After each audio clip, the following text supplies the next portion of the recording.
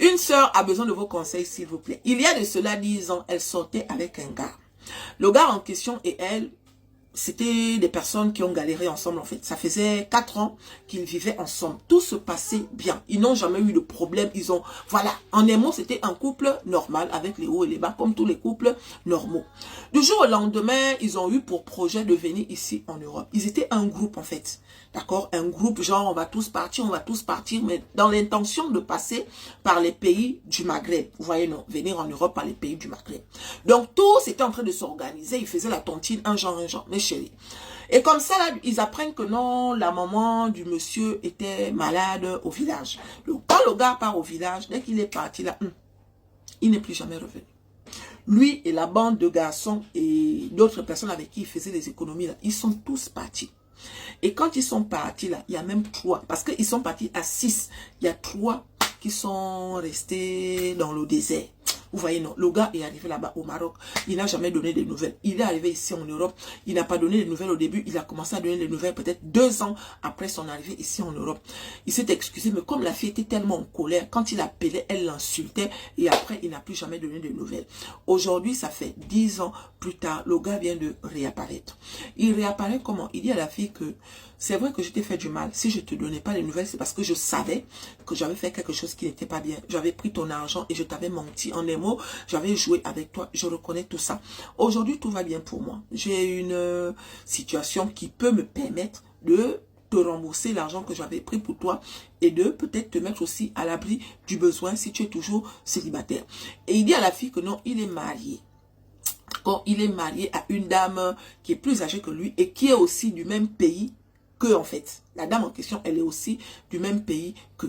Donc, il dit à la fille que non, la dame en question, quand je l'ai trouvée, elle avait un âge où elle ne pouvait plus faire d'enfant.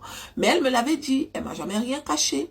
Moi, j'ai accepté sur le coup parce que je me suis dit que bon, pourquoi pas étant donné que je me cherchais un genre. Aujourd'hui, ça fait maintenant 7 ans qu'on est ensemble. Hein, ce côté-là est en train de me peser. Je pouvais prendre une autre fille, mais je me dis que pourquoi prendre une autre fille alors que toi, je t'ai laissé au pays, c'est toi que je connais.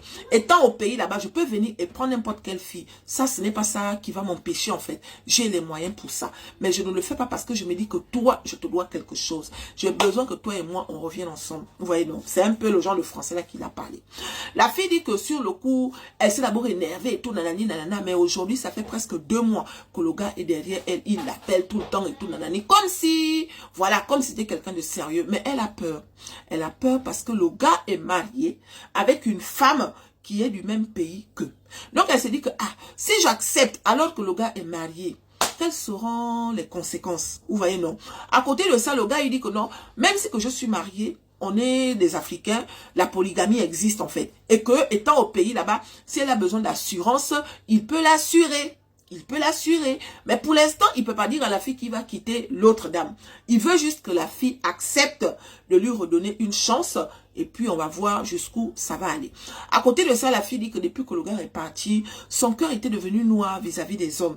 Ça veut dire que tous les hommes qui venaient, elle était devenue parano. Elle rejetait tout le monde. Et à côté de ça, il n'y a pas eu vraiment quelqu'un de sérieux qui s'est présenté devant elle. Le fait que le gars soit revenu, elle ne cache pas qu'elle a toujours des sentiments pour lui, surtout qu'il reconnaît qu'il m'a fait du mal et qu'il est prêt, pas à effacer, mais il est prêt à faire quelque chose qui va faire que mon cœur ne soit plus noir vis-à-vis de lui. Donc elle a besoin de vos conseils. Elle dit que moi j'ai peur de faire du mal. Mais d'un autre côté, je me dis que est-ce que c'est peut-être ma chance qui est en train de se présenter ou bien c'est un piège? Vous voyez, non. Elle dit qu'elle va lire tous les commentaires. Les insultes, elle accepte. Tout ce que vous allez dire, elle accepte. Mais elle a besoin de conseils parce que elle est vraiment dans l'embarras. Le gars, depuis qu'il est réapparu, il appelle tous les jours. Il appelle tout le temps. Voilà, il appelle.